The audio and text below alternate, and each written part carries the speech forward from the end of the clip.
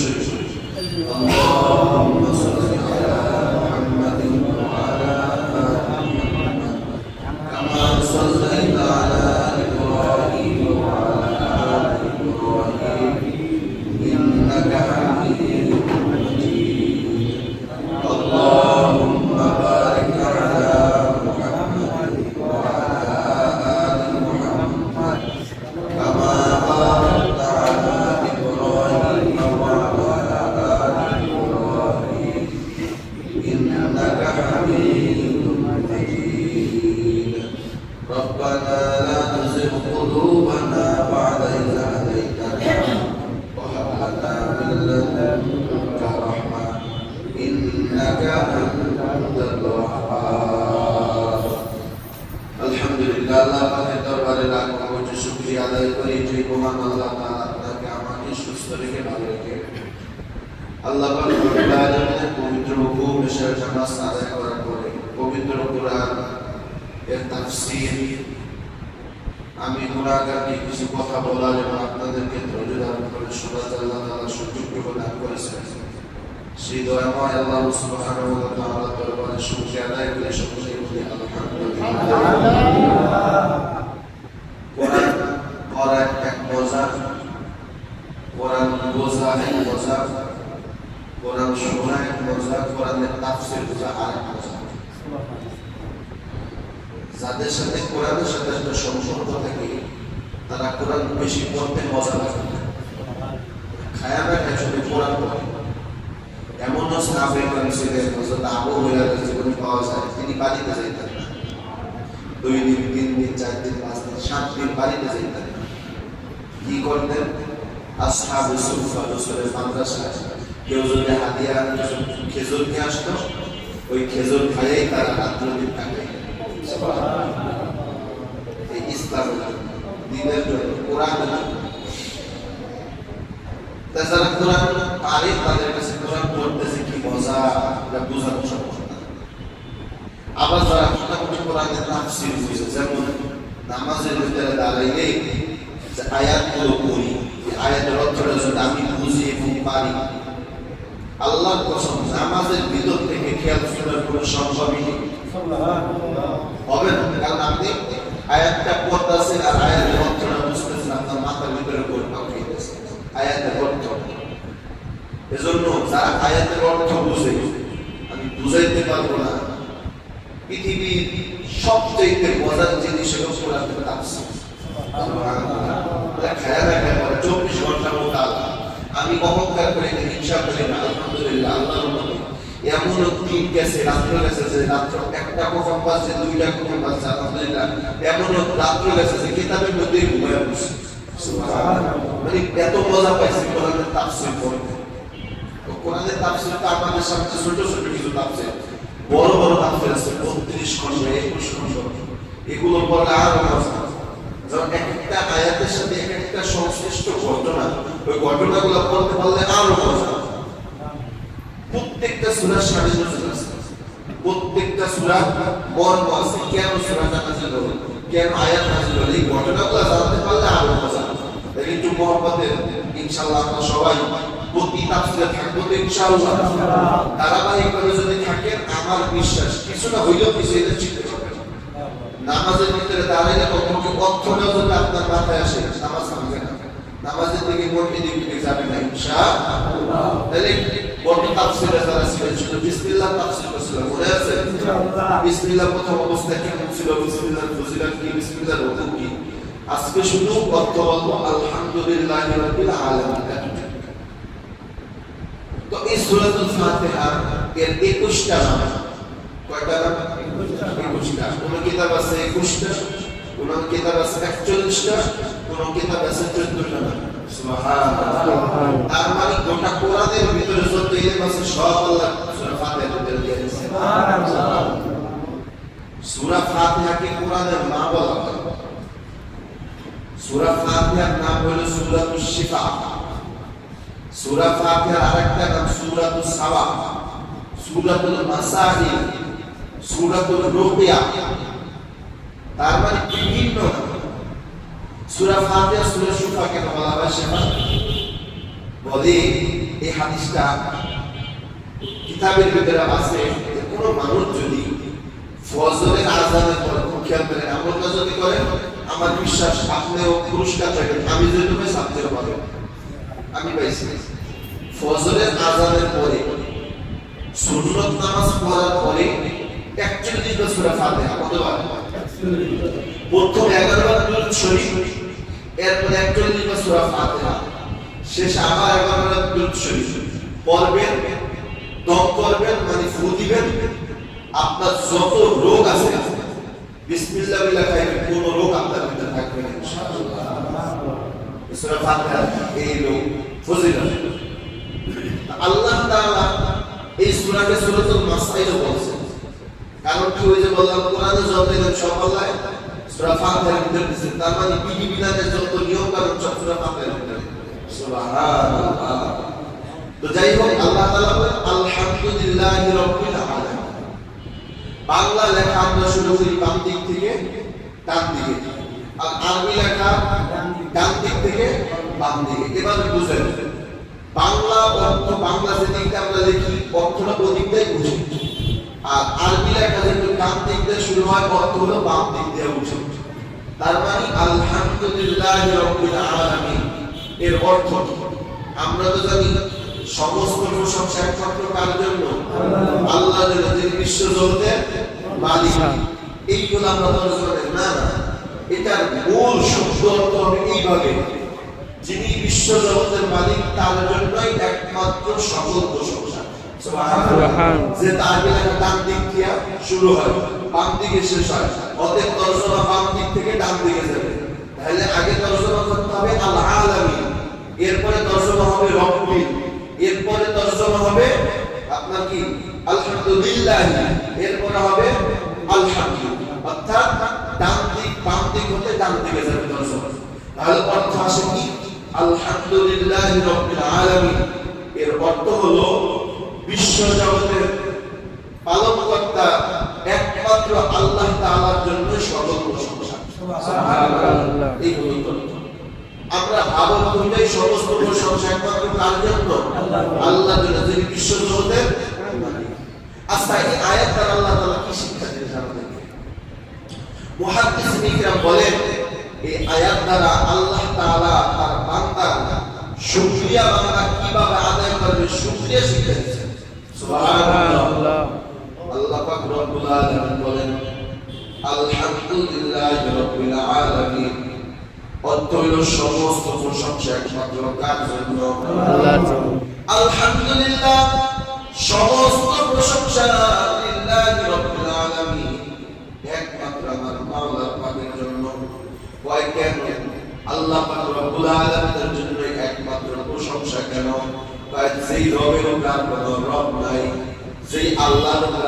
কোনো আল্লাহ তাহলে আমাদের জিকিরের ওয়ালাকে আল্লাহ আমার অসুস্থতা দান মালিককে আল্লাহ আমার সুস্থ করার মালিককে এই কথারে আল্লাহ তাআলা বুঝায় বান্দা আলহামদুলিল্লাহি রাব্বিল আলামিন সমস্ত প্রশংসা একমাত্র আমি আল্লাহ এই বান্দা তোমাকে ধনী বানাইছে আমি আল্লাহ তোমাকে ধনী বানাইলাম প্রশংসা হবে আমার আমি তোমাকে অসুস্থতা দিয়েছি প্রশংসা হবে আমার আমি আল্লাহ তোমাকে অসুস্থতা থেকে সুস্থতা দান করেছি প্রশংসা হবে কার আল্লাহ তাআলা বুঝায় বান্দা আলহামদুলিল্লাহ মানে অর্থ হলো আমি আল্লাহর প্রশংসা করব সুবহানাল্লাহ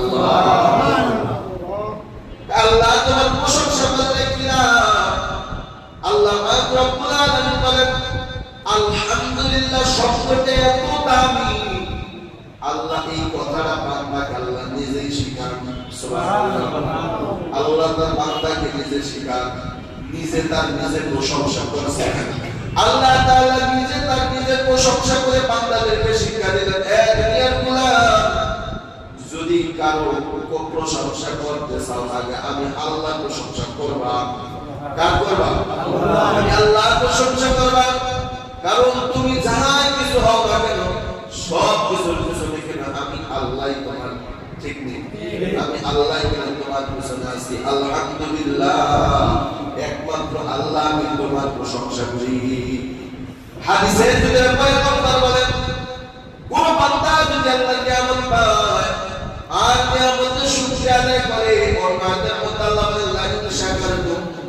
আযীদান্নাকুম ওয়া লা ইন কাফারতুম ইন্না আযাবি লাশাদীদ। আল্লাহ তাআলা বলেন কোন বান্দা যদি আমি আল্লাহর দেওয়া কোন নিয়ামত পায়, আল্লাহ তাআলা কোন নিয়ামতের কথা বলেন নাই, ডাইরেক্ট বলেন নাই।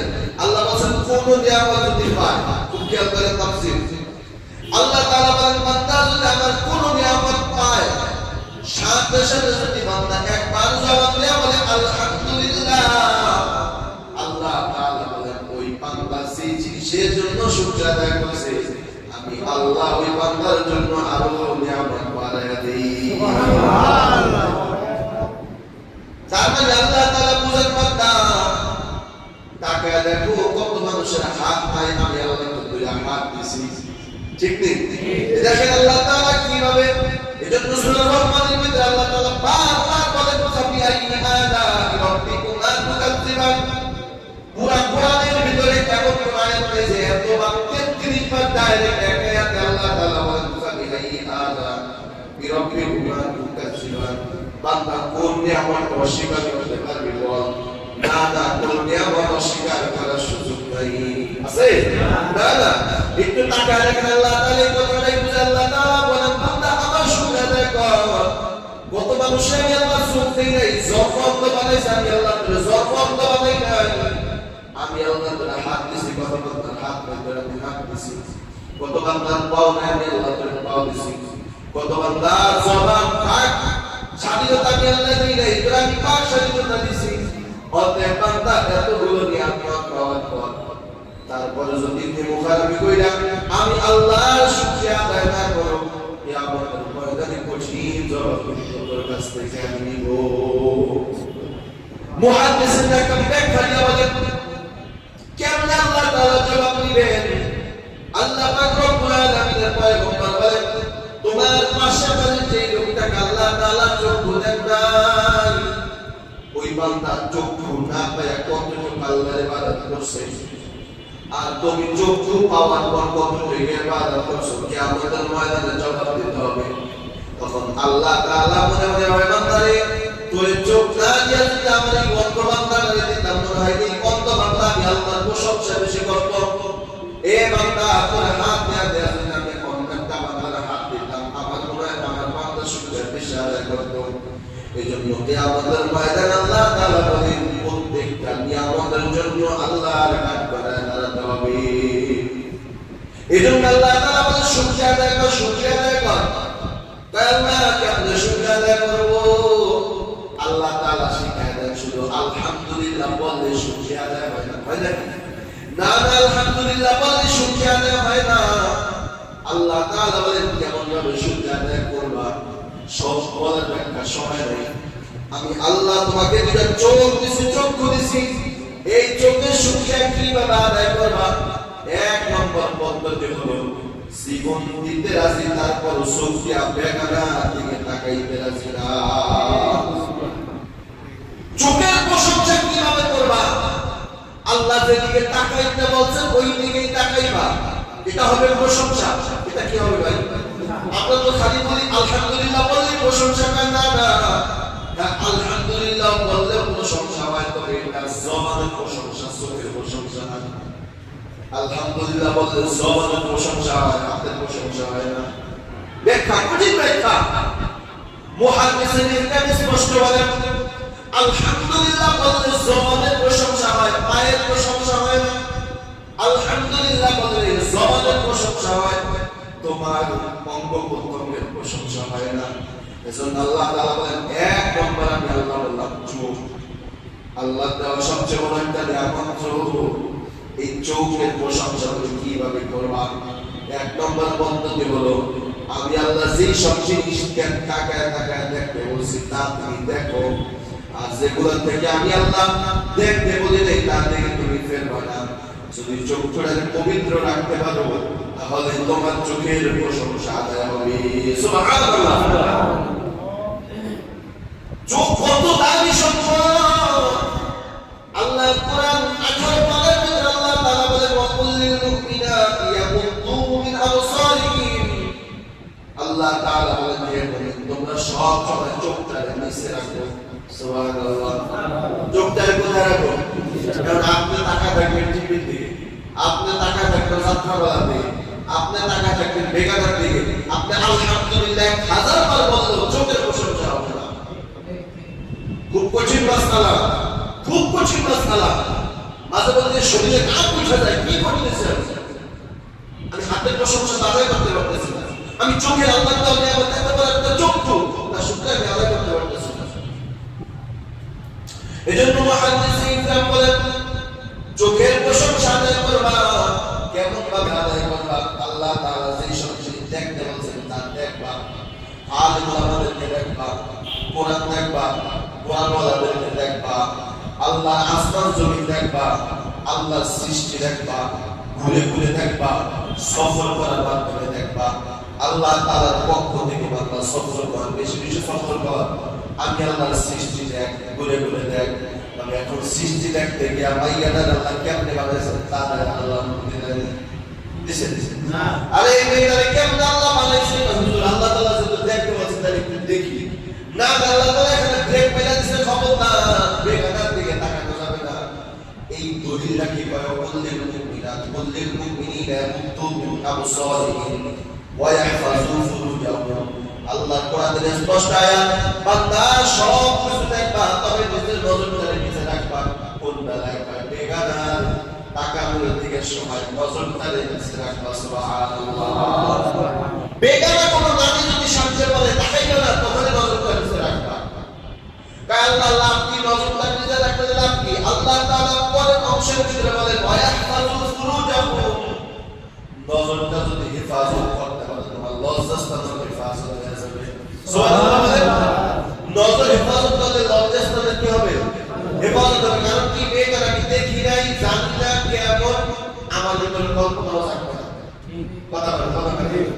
আর যদি নজর মিলা যায়, নজরের জিনা শুরু হয়ে যায়, এরপরে মনের ভিতরে কল্পনা চলতে শুধু মায়েরা দেখতে কেমন, আরে কাছে পাইলে কথা আদর করতাম, মায়েরা বাবা কেমন, মায়ের বাসা কেমন, এই যে কল্পনা কল্পনা শুরু হয়। মুহাদ্দিসিন ইকরাম তার কঠিন ব্যাখ্যা দিয়া বলেন যারা অবৈধ প্রেম ভালোবাসার সম্পর্কে জড়ায় যায়, নামাজের ভিতরে থাকিও জিনার গুনাহ হয়। নাউযুবিল্লাহ। আমি অবাক হয়ে গেলাম যে নামাজের ভিতরে থাকলে হারাম সম্পর্কে কেউ যদি জড়ায়, পরকীয়া বলেন বা প্রেম প্রীতি বলেন, এই কাজে যদি কেউ জড়ায়, নামাজের ভিতরে থাকলেও জিনার গুনাহ কেমনে হয়? মুহাদ্দিসিন ইকরাম জবাব দেন, ওই মেয়েটার নিয়ে যখন কল্পনা চলনা করে, আজান দেওয়া মাত্র যখন নামাজে যায়, তখন মনে মনে মাইয়ার কল্পনায় মাথার ভিতরে ঘুরে। ঠিক ঠিক। আল্লাহ না করুক মোবাইলের ভিতরে, নামাজের ভিতরে মোবাইলের ভিতরে যদি একটা মেসেজ আসে, এই মেসেজটা মনে করেন অফিস থেকে দিছে, মাথার ভিতরে কল্পনায় মাইয়ার মেসেজ দিছে। যেহেতু আপনি মাত্র ভাইয়ের সাথে সম্পর্ক করতেছেন, সম্পর্ক চলা অবস্থা আপনি নামাজে আছেন, এখন আপনার মনে যদি কোনটা শব্দ ওঠে, আপনার মনের ভিতরে কল্পনা করার কোন মায়ের মেসেজ দিছে। তারপরে যখন আপনার নামাজের মধ্যে খেয়াল থাকবে কোন মেয়ে আমাকে মেসেজ দিছে, ওই মেয়ের চিন্তা নিয়ে যদি নামাজ পড়ো, খোদার কসম নামাজের মধ্যে দাঁড়াইয়াও জিনার গুনাহ করবে। নাউযুবিল্লাহ। এজন্য বাবা সব ব্যাখ্যা দেওয়া যাবে না। এজন্য আল্লাহ তাআলা বলেন চোখের শুকনা দেখো, কেমন ভাবে আদায় করবা। আল্লাহ যেদিকে তাকাইতে বলছেন ওই দিকে তাকাও, যেদিকে তাকাইতে বলেন ওই দিকে তাকাও না। এই কাজ যদি দুইটা সুখের পবিত্র বানাইতে পারে, আল্লাহ তাআলা বলেন কিয়ামতের ময়দানে সূর্য আদায় করা সওয়াব পাইবা। সুবহানাল্লাহ। সংক্ষেপে বলি 2 নম্বরে জবান। জবান আলহামদুলিল্লাহ বললে জবানের সূর্য আদায় হয়, তবে পুঙ্খানুভাবে আদায় হয় না। পুঙ্খানুভাবে আদায় হয় না। অনেক ওলামা কেরাম বলেন এটা শক্তির প্রশংসা আদায় করা হয়। আলহামদুলিল্লাহ বলার দ্বারা শক্তির প্রশংসা আদায় করা হয়। আলহামদুলিল্লাহ বলার দ্বারা কণ্ঠের শক্তি আদায় করা হয়। জবানের শক্তি আদায় করা হয়। অনেক ওলামা কেরাম বলেন কেন? যে জবান দিয়ে শক্তি আদায় করবা, আলহামদুলিল্লাহ বলবা, জানার মধ্যে কোনোদিন চাইদা সেটা তুই যা, সেই জবান দিয়ে আল্লাহ শক্তি আদায়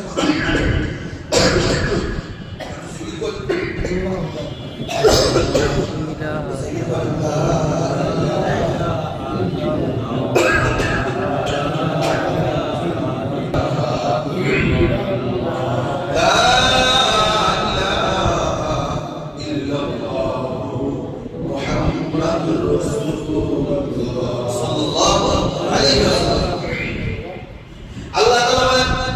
যে জবান দিয়ে আল্লাহ প্রশংসা করবা, খুব খেয়াল করেন জবানের প্রশংসা কারে পায়। এজন্য কিয়ামতের ময়দানে 100% 98% মানুষ কিয়ামতের ময়দানে দাঁড়ায় যাবে শুধু জবানের শুকর আদায় করে, সব সে পাবে না।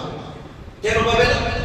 আল্লাহ রাসূল বলেন যে জবান দিয়ে আল্লাহর নাম লইবা, আল্লাহর নাম কি পবিত্র না অপবিত্র? পবিত্র। তার মানে আল্লাহর নামটা যে জবান দেওয়া হয়, জবান কি হয়ে যায়? সবাই বলেন, সবাই বলেন। যেই জবানে আল্লাহর নাম হয়, যে আল্লাহর নাম পবিত্র, সুবহান শব্দ হলো পবিত্র। তাহলে কেউ যদি জবান দেয় বলেন সুবহানাল্লাহ, ও আল্লাহ তুমি পবিত্র, তার মানে আমার এই জবান দিয়ে সুবহানাল্লাহ বলার মাধ্যমে আমার জবানটাও কি হয়ে গেল? পবিত্র হয়ে গেল। কেউ যদি বলে আলহামদুলিল্লাহ, তার মানে পবিত্র জবান দেওয়া যাবে। আল্লাহ তাআলা পবিত্র নাম উচ্চারণ করে। আবার যদি কেউ হারাম কিছু খায়, ব্যাখ্যা দেওয়ার সময় নেই, যে জবান দিয়ে আল্লাহ তাআলা শুকরিয়া আদায় করলো, সেই মুখের ভিতরে সিগারেট দিল, সেই মুখের ভিতরে গাঁজা দিল, সেই মুখের মধ্যে গাঁজা দিল, সেই মুখের ভিতরে মদ দিল, সেই মুখের ভিতরে হারাম টাকা দিল, সেই মুখের ভিতরে মানুষকে কষ্ট দিকা মাল ওই মাল ভক্ষণ করলো। খোদার কসম কিয়ামত পর্যন্ত সেজদায় পড়ে শুকরিয়া আদায় করো, আলহামদুলিল্লাহ বলবা, হায়াত শেষ হয়ে যাবে, তোমার জিন্দেগি শেষ হবে, সবার শুকরিয়া আদায় শেষ হবে না। হবে না, কারণ কি? যে জবানদার পবিত্র বানাও, মুহূর্তের ভিতরে জবানটা নষ্ট হয়ে যাবে। এজন্য জবানের শুকরিয়া আদায় কেমন ভাবে করবা? আল্লাহ বলেন যা বলতে বলছি তা বলবা, যা বলা থেকে নিষেধ করছি তা কখনো মুখ দিয়া বলবা না। এবার বলেন আল্লাহ গালি দিতে বলছেন না, মিথ্যা কথা বলতে বলছেন, অহংকারী বলতে বলছেন, গীবত করতে বলছেন না বান্দা। অতএব সংক্ষেপে বলা হয়, যদি আপনার জবানের শুকরিয়া আদায় করতে চান, এক নম্বর পদ্ধতি হলো জবানের হেফাজত করবেন। এক নম্বর পদ্ধতি হলো গালাগালি করা যাবে না, দুই নম্বরে কারো নামে গীবত করা যাবে না, তিন নম্বরে মিথ্যা কথা বলা যাবে না, চার নম্বরে কোনো নেশা দ্রব্য পান করা যাবে না। এই সমস্ত কাজ থেকে যদি বিরত থাকা, একবার যদি বলেন আলহামদুলিল্লাহ, আল্লাহ তাআলা বলেন, আল্লাহ তাআলা কি আলহামদুলিল্লাহ পবিত্র জবানের ভিতরে বলা দ্বারা এত খুশি হয়ে যায়, আসমান এবং জমিনের মাঝখানে যত ফাঁকা জায়গা আছে, সব জায়গা আল্লাহ তাআলা দেখে তারা ভরপুর করে দেয়। আলহামদুলিল্লাহ। শুকরিয়া কিন্তু অনেক মর্তবা। কারণ কি কই শুকরিয়া শিখাইছেন কে? আমার শুরুর কথা মনে আছে, শুকরিয়া কথা শিখাইছেন কে? আল্লাহ। কেন শিখাইছেন? বান্দা দিয়ে আমরা শুকরিয়া আদায় করতে, কারণ তোর নিয়ামত আমি দিছি। ঠিক ঠিক, এই নিয়ামত কে দিয়েছেন? আল্লাহ। তাহলে চোখের শুকরিয়া আদায় করলাম, জবানের শুকরিয়া আদায় করলাম, হাতের শুকরিয়া কি ভাবে আদায় করব? আর কেমনে আদায় করব? আল্লাহকে তাকায় দেখ, কত বান্দা এই হাতটা নিয়ে মানুষের দোয়ারে দোয়ারে ভিক্ষা করে, আল্লাহ ভিক্ষুক বানাইছে। কথা বলেন না, আল্লাহকে বান্দারে আমি আল্লাহ তোর ভিক্ষুক বানাই নাই, আমি তোর ভিক্ষুক বানাই নাই, মানুষের দোয়ারে দোয়ারে হাত পাতাই নাই। তাহলে তোর হাতের শুকরিয়া আদায় করতে হবে। কেমন ভাবে করবি? এই হাত দ্বারা আমি আল্লাহ সাত ধরতে বলেছি তা ধরবি, সাত ধরতে নিষেধ করছি তা ধরবি না। কি ধরবি না? হারাম টাকা ধরবি না। কি হারাম টাকা ধরবি না। দুই নম্বর, কারো উপরে হাতটা জুলুম করবি না। এই হাত তুই পবিত্র না, যদি পবিত্র রাখার মাধ্যমে এক নম্বর হবে হাত দ্বারা হারাম কোনো কিছু করবি না, হারাম মেয়েকে স্পর্শ করবি না। হারাম মেয়ে মানে এখনো যার সাথে বিবাহ হয়নি সে তোমার হারাম, তার গায়ে স্পর্শ করবা না। এই হাত দ্বারা হারাম টাকা ধরবা না, এই হাত দ্বারা অন্যায় ভাবে মানুষের উপরে জুলুম করবা না। এই কয়টা কাজ থেকে যদি হাত বিরত রাখতে পারো, তাহলে তোমার হাতের শুকরিয়া আদায় হবে। সুবহানাল্লাহ। এইভাবে পাঁচ শুকরিয়া এইভাবে আদায় করতে হবে। বেরেন আল্লাহ দিয়েছেন, বেরেন আল্লাহ তোমার পাগল বানায় নাই। রাস্তায় কত পাগল আছে, আছে না নাই? আল্লাহ তোমার পাগল বানায় নাই। আল্লাহ তাআলা তোমার বেঁধে অসুবিধা দেয় নাই। এত সুন্দর মেধা আল্লাহ তোমাকে দান করেছেন। কোথায় গেলে 5 টাকা লাভ হবে, কোথায় গেলে লস হবে, সবই জানো। কি জানেন না সবাই? কোথায় গেলে কোন ব্যবসা করলে আমার 5 টাকা লাভ হবে, কোন ব্যবসা করলে আমার 5 টাকা লস হবে, এগুলো সব আল্লাহ আল্লাহ তাআলা বলেন বান্দারে, কোরআনের সর্বশেষ 10টা সূরা, ছোট ছোট 10টা সূরা, এই 60 বছর হায়াত দিলাম, 70 বছর হায়াত দিলাম, এই 80 বছর হায়াত পাওয়ার 10টা সূরা তুই মুখস্থ করতে পারবি না। কথা বলেন কিয়ামতের মাঠে বাঁচার উপায় নাই। এজন্য সময় থাকলে সময় মূল্য লাগান, তাবলীগে যান, তাবলীগে দৌড়ান, তাবলীগে যান, বৃদ্ধ মাদ্রাসায় তাবলীগে দৌড়ান, তাবলীগে গিয়া সূরা কিরাত ঠিক করেন। আল্লাহ রাসূল বলেন তাবলীগ জামাতে গিয়া মাদ্রাসায় পড়তে গিয়া যদি কোনো মানুষ মারা যায় তার হাসর নাসর হবে নবী এবং রাসূলের সাথে। সুবহানাল্লাহ। এজন্য আল্লাহ তাআলা বলেন এই ব্রেনকে শুকরিয়া আদায় করো। কেমনে শুকরিয়া আদায় করবা? এই ব্রেন দিয়া পয়সা ভাবে কেমনে মানুষের ক্ষতি করা যায়, হ্যাঁ? এই ব্রেন দিয়া ভাবে কেমনে মানুষের হত্যা করা যায়, এই ব্রেন দিয়া ভাবে কেমনে মানুষকে বেইজ্জতি করা যায়, এই ব্রেন দিয়া ভাবে কেমনে মানুষকে অপদস্থ করা যায়। না সব সময় ব্রেন দিয়া ভালো চিন্তা করবা কেমনে আল্লাহরে পাওয়া যায়, কেমনে নবীরে পাওয়া যায়, কেমনে নামাজ সালাত শেখা যায়, কেমনে একটা সূরা কিরাত শেখা যায়। এই কাজগুলো যদি করতে পারো তাহলে তোমার ব্রেনের শুকরিয়া আদায় হবে। সুবহানাল্লাহ। এই ব্রেন এমন একটা নিয়ামত, এই ব্রেনের বুঝ যারা বুঝতে পারছে তারা ঈমানদার, যারা বুঝতে পারে না তারা বেঈমান। এই ব্রেনের কারণে কিন্তু মানুষ বেঈমান, এই ব্রেনের কারণে মানুষ কি ঈমানদার। এই বুঝ, এই ব্রেন অনেক বড় দামি সম্পদ। এই বুঝটা আল্লাহ কুফরিয়ে দেয় না, এই বুঝটা আল্লাহ কোরআনে দিয়েছেন। কথা বলাটা কেন দিয়েছেন?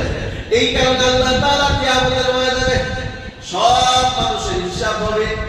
অনেক সাহাবা একরাম, অনেক ওলামা একরাম বলেন শুধুমাত্র জিন এবং ইনসান অর্থাৎ মানুষ এবং জিনের বিচার হবে। কয় না পশু প্রাণীরও বিচার হবে।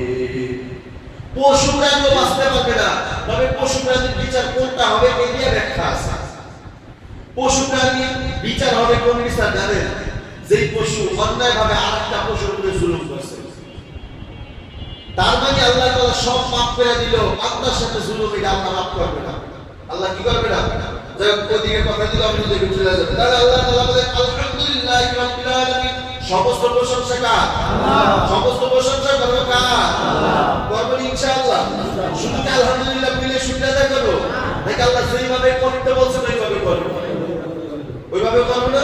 চোখের প্রশংসা যেভাবে করতে বলছেন ওইভাবে করব, হাতের প্রশংসা যেভাবে করতে বলছেন ওইভাবে করব, পায়ের প্রশংসা যেভাবে করতে বলছেন ওইভাবে করব, জবানের প্রশংসা যেভাবে করতে বলছেন ওইভাবে করব, কানের প্রশংসা কিভাবে করব? বেশি বেশি গান শুনবো, হ্যাঁ?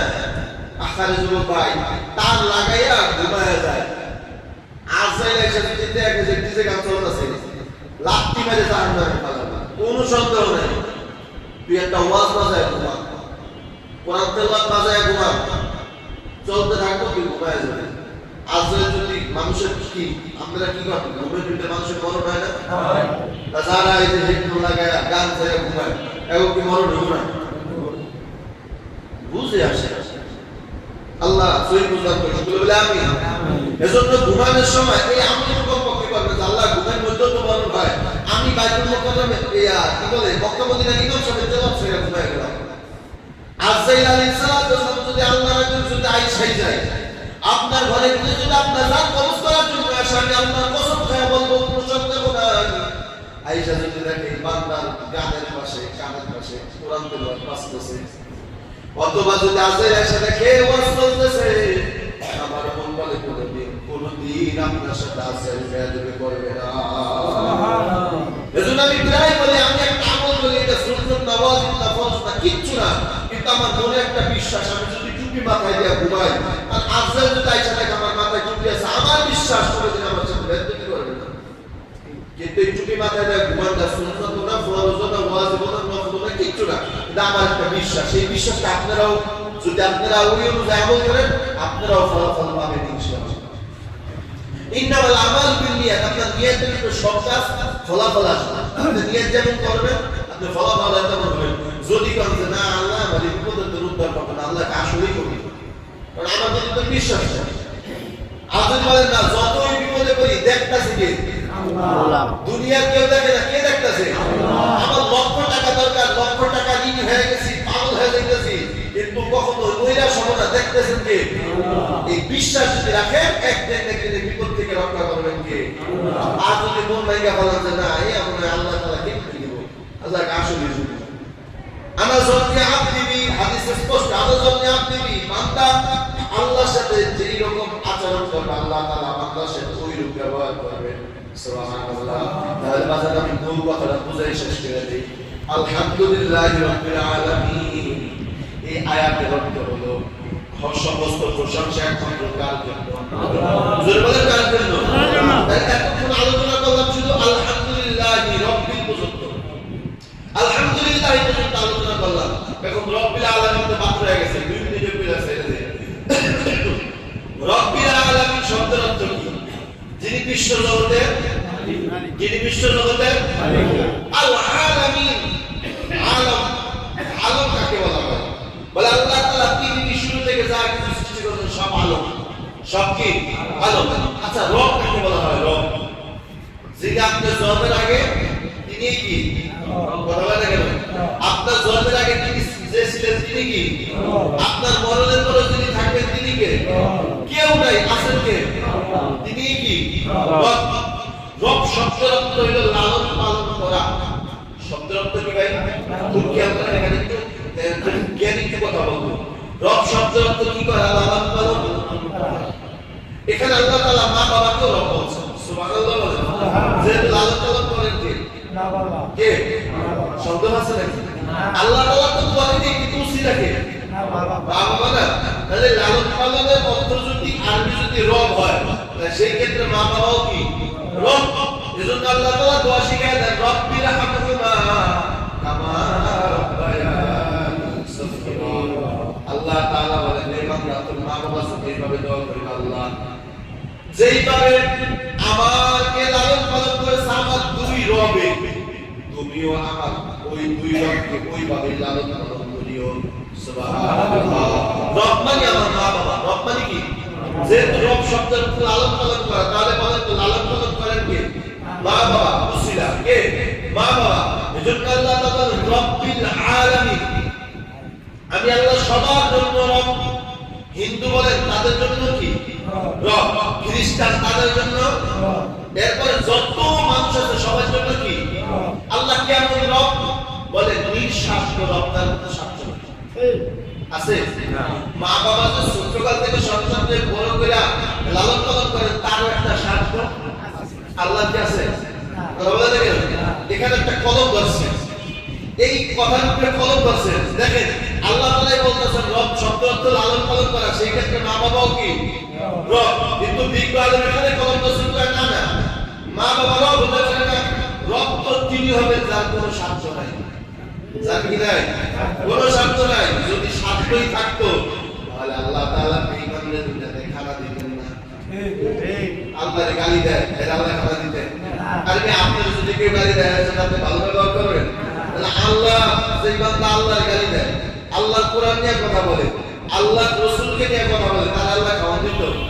তার মানে নিঃস্বার্থ রব তিনি কে? আল্লাহ। তিনি কে? আল্লাহ। তিনি কে? আল্লাহ। এই কথাটা আল্লাহ বলেন রব্বিল আলামিন, যিনি বিশ্ব জগতের মালিক, মানে আদমের মালিক। আদম কাকে বলা হয়? আল্লাহ তাআলা শুরু থেকে শেষ পর্যন্ত যা বানাইছেন সব আদম, সব কি আদম। ফেরাউন মুসা নবীকে বলছিল, মুসা তোমার রব কেমন? মুসা নবী বলছিলেন ক্বালা রাব্বুস সামাওয়াতি ওয়াল আরদি ওয়া মা বাইনাহুমা লা'ীন। কোরআন আয়াত ক্বালা রাব্বুস সামাওয়াতি ওয়াল আরদি ওয়া মা বাইনাহুমা লা'ীন। আমার রব এমন এক রব যিনি আকাশ জমিন সব কিছুর মালিক। সুবহানাল্লাহ। তার মানে সব কিছুর মালিক কে? আল্লাহ। এই জমিনের মালিক কে? আপনার আমার হায়াত মওতের মালিক কে? তাহলে ওই প্রশংসা হবে কার? আল্লাহ তাআলা। এই সূরা ফাতিহা এই আয়াতে তাই বোঝান রব্বিল আলামিন। সুবহানাল্লাহ। তাহলে আল্লাহ তাআলা প্রশংসা করার শিখান। প্রশংসা কিভাবে করব? হাতের প্রশংসা আল্লাহ যেভাবে করতে বলছেন ওইভাবে করব। চোখের প্রশংসা যেভাবে করতে বলছেন ওইভাবে কথা বলেন, ওইভাবেই করব।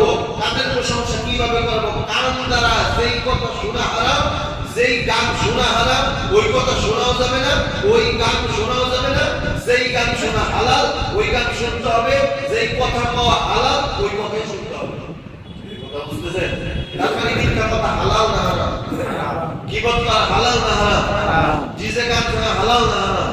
তাহলে এই কানের মাধ্যমে মিথ্যা কথা শোনা যাবে না, এই কান দিয়া গীবত শোনা যাবে না, এই কান দিয়া খারাপ নায়ক নায়িকাদের গান শোনা যাবে না। এখন শোনা যাবে কি? বা সত্য কথা হালাল না হারাম? হালাল। সত্য কথা হালাল না হারাম? তাদের সত্য কথা শোনা যাবে। হ্যাঁ, সত্য কোরআন তেলাওয়াত শোনা যাবে, ওয়াজ মাহফিল হালাল না হারাম, ওয়াজ মাহফিল শোনা যাবে। এখন যদি বলবেন গান কোনটা, ইসলামিক যে গজলগুলো আছে ওগুলো হালাল না হারাম, ওগুলো শুনতে পারবেন। মনে থাকবেন ইনশাআল্লাহ। তাহলে যদি প্রশংসা করেন, আল্লাহ তাআলা প্রশংসা করে কি চায়, তার একটা হাদিস বইলে আমি শেষ করে দেব, 30 শেষ। আল্লাহ তাআলা আমার বান্দা কেউ যদি প্রশংসা করে আলহামদুলিল্লাহ, আমি আল্লাহ এত পরিমাণে খুশি হয়ে যাই। হযরত আবু হুরায়রা রাদিয়াল্লাহু তাআলা বলেন, এক সাহাবী হঠাৎ করে আলহামদুলিল্লাহ না বলে হঠাৎ এমন একটা বাক্য শব্দ জবান দিয়ে বের করে ফেলাইছে, স্পষ্ট মাগরিবের পরে মোতালা করে আসলাম যে প্রশংসা আল্লাহ আল্লাহ কি পরিমাণ খুশি হয়। তার একটা হাদিস আপনাদেরকে শোনাই। আল্লাহ তাআলা বলেন, বান্দা নিয়ামত পাওয়ার পর তুমি শুকরিয়া আদায় করে আমি আল্লাহ তোকে নিয়ামত বাড়ায় দেব। এই বান্দা আলহামদুলিল্লাহ বলে দেয়, বরং সব মুনাজাতের ভিতরে ফট করে হঠাৎ জবান দিয়ে এমন শব্দ বের করছে, ওই বান্দা বলতেছে, ইয়া রাব্বি লাকাল হামদু কামা ইয়ানবাগি লিজালালি ওয়াজহিকা ওয়া আযীমি সুলতানিক। সুবহানাল্লাহ বলেন সুবহানাল্লাহ। ওই বান্দা দোয়ার ভিতরে আল্লাহর প্রশংসা করতে গিয়া আলহামদুলিল্লাহ বলে নাই, সুবহানাল্লাহ বলে নাই, আল্লাহু আকবার বলে নাই, বরং জবান দিয়ে বের হয়ে গেছে, ইয়া রাব্বি লাকাল হামদু কামা ইয়ানবাগি লিজালালি ওয়া আযীমি ওয়াজহিকা ওয়া আযীমি সুলতানিক। এই শব্দ যখন বের হইছে, এই যে কিরামান কাতিবিন কিতাবের মধ্যে লেখে, কাতিবিন ফেরেশতা কিরামান হচ্ছে ভালো আমল লেখে, এই কিরামান ফেরেশতা লেখা বন্ধ করে দাঁড়ায় আছে। সুবহানাল্লাহ বলেন। মানে কি লিখবো আল্লাহর কাছে জানতে চান না। কোন বান্দা যদি সুবহানাল্লাহ বলে তার কি পরিমাণ নেকি দেওয়া লাগবে আমি জানি, আলহামদুলিল্লাহ বললে কি পরিমাণ নেকি দেওয়া লাগবে তাও জানি, আল্লাহু আকবার বললে কি পরিমাণ নেকি দেওয়া লাগবে তাও জানি। কিন্তু তোমার বান্দা এমন শব্দ বলছে জীবনে কোনোদিন শুনি নাই, তোমার এমন ভাবে প্রশংসা করছে আল্লাহ, কি লিখবো আমি তো খাতা কলম বন্ধ করে দাঁড়ায় আল্লাহ কি লিখবো। আরে আমার দয়ার আল্লাহ দেখতে ফেরেশতা আল্লাহ জানে কি জানে না, জানে কি প্রশংসা করছে আল্লাহ জানে না। তারপর আল্লাহ মুখ দিয়ে শুনতে চায়, ও ফেরেশতারা একটু কম না আমার আল্লাহ আমার বান্দা কি বলছে। ফেরেশতারা বলে, আল্লাহ তোমার বান্দা বলছে, ইয়া রাব্বি লাকাল হামদু কামা ইয়ানবাগি লিজালালি ওয়াজহিকা ওয়া আযীমি সুলতানিক। আল্লাহ তাআলা বলেন, বান্দারে ও ফেরেশতারা একটা কাজ করো, আমার বান্দার হুবহু যে শব্দটা বলছে ওর আমলনামায় হুবহু ওই শব্দটা লিখে দাও। সুবহানাল্লাহ। বুখারীর হাদিস। ফেরেশতাদেরকে আল্লাহ তাআলা বলেন, আমার বান্দা যা বলছে, ইয়া রাব্বি লাকাল হামদু কামা ইয়ানবাগি লিজালালি ওয়াজহিকা ওয়া আযীমি সুলতানিক, এই শব্দ যে ব্যবহার করে আমার শুকরিয়া আদায় করেছে, তোমরা তার আমলনামায় এই শব্দটা লিখে দাও। কারণ কি? কারণ হলো এর প্রতিদান দুনিয়াতে দেওয়া যাবে না। এই যে বান্দা আমার এমন একটা কঠিন শব্দ একটা হঠাৎ জবাব দিয়ে এমন শব্দ বের কইরা আমার প্রশংসা করলো, এর প্রতিদান আমি দুনিয়াতে দেব না। মৃত্যুর পরে যখন বান্দার সাথে সর্বপ্রথম আমি আল্লাহর সাক্ষাৎ হবে, আমি আল্লাহ এই বান্দার আমার পুত্রকে নিজ হাতে তার প্রাপ্যটা তার আমি আদায় করে দেব। সুবহানাল্লাহ। তাহলে শুকরিয়া আদায় করতে খুশি কে? আল্লাহ। এজন্য সবসময় শুকরিয়া আদায় করতে রাজি আছি ইনশাআল্লাহ। আমি শুকরিয়া দিতে শুধু আলহামদুলিল্লাহ বলে শুকরিয়া আদায় করব না, হাতকে গুনাহ থেকে বাঁচাবো। বলা বলা কেন? হাতকে গুনাহ থেকে বাঁচাতে হবে, চোখকে গুনাহ থেকে বাঁচাতে হবে, পাওকে গুনাহ থেকে বাঁচাতে হবে, জেহেনকে গুনাহ থেকে বাঁচাতে হবে, কানকে গুনাহ থেকে, সমস্ত অঙ্গকে গুনাহ থেকে কি করতে হবে? বাঁচাতে হবে। যদি বাঁচাইতে পারে তাহলে আলহামদুলিল্লাহ রাব্বিল আলামিনের তাফসীর করলাম, এই এতটুকু তাফসীর আপনার হবে ইনশাআল্লাহ। সুবহানাল্লাহ। আমল করব ইনশাআল্লাহ, করব ইনশাআল্লাহ। আল্লাহ তাআলা আমাদের সকলকে এই যে যতটুকু কথা বললাম এই কথার মধ্যে আমাকে আমাদের সকলকে সহি তরিকায় আমল করার তৌফিক দান করুন। আমিন। তাহলে আগামী তাফসীরের পর্যায়ে হলো আর রহমানের ইয়াতে তাফসীর হবে। আসবেন তো ইনশাআল্লাহ সবাই। ভালো লাগছে না? ভালো লাগছে না? সবাই কি বেশি নিছি? না না, এতটুকুর ভিতরে আল্লাহ আমাদের ভিতরে আলোচনা শেষ করব। আগামী সময় আগামী তাফসীর হবে আর রহমানের ইয়াতে তাফসীর হবে। আল্লাহ তাআলা আমাদের সকলকে কবুল করুন। সন্তুষ্ট করুন। আল্লাহুম্মা সাল্লি আলা